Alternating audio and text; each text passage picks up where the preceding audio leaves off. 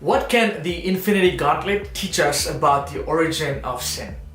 What's up, fellows? This is Pastor Kevin helping you bridge the gap between your life and the good life. If you are a youth leader who teaches Bible to youth and has a real desire to connect the deep spiritual truths of the Bible to the real lives of the youth that you're teaching to, this channel is for you. Every week I'll be posting a youth group lesson that you can use in your youth group or in your high school ministry. So feel free to like, share, subscribe, and join me on this journey because I'm trying to figure out how best to connect the Bible to the real lives of our youth. Love to hear your thoughts. Now, every video in this series has a 3-part format. There's going to be a plan highlighting the core ideas of the lesson, a teaching pro tip that you can use to make your discussions better, and lastly, an object lesson that you can plug into your lesson study that you can also show to your youth group if you need to. If you want a fleshed out version of the core concepts presented in this video,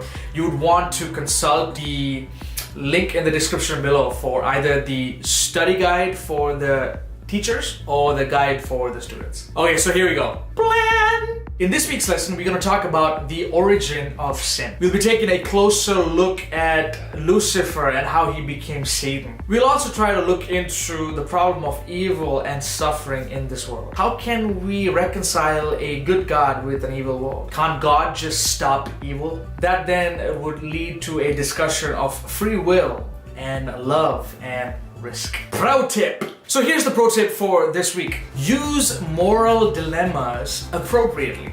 What's a moral dilemma? A moral dilemma is a would you rather type ethical conflict that you can use in your lesson to kind of force your youth to really think and rethink their position on a certain issue. So here are some examples. Would you rather have eyesight but no taste, or have taste but no eyesight? Would you rather have a perfectly free world or a perfectly good world? In the process of defending their position, they will not only be able to articulate their position, but also take ownership of their learning. Plug! We meet Thanos as this power-hungry bully of the universe who has possession of the 5 Infinity Stones. These Infinity Stones, when put into this gauntlet, would enable Thanos to unleash power that will destroy worlds. In the last sequel of the Marvel Cinematic Universe, the Avengers Infinity War, Thanos gets hold of the 5 Infinity Stones, and with this Infinity Gauntlet, he snaps his finger, and with one snap, he wipes out half of life within the entire universe. Okay, so I want you to imagine this for a second.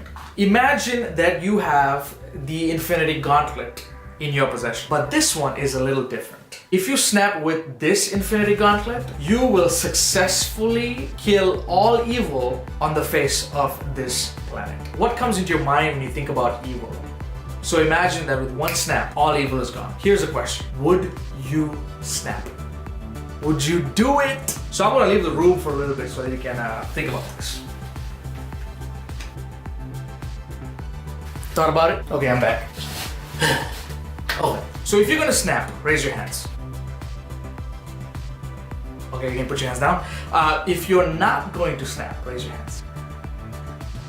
Okay, interesting. Okay, so check out this quote by one of my favorite authors, C.S. Lewis. And he says this: if a thing is free to be good, it's also free to be bad. And free will is what has made evil possible. Why then did God give them free will? Because free will, though it makes evil possible, is also the only thing that makes possible any love or goodness or joy worth having. In other words, what C.S. Lewis is saying is this: that if you remove the possibility of evil, you're also removing the possibility for good. You're also removing the possibility for love.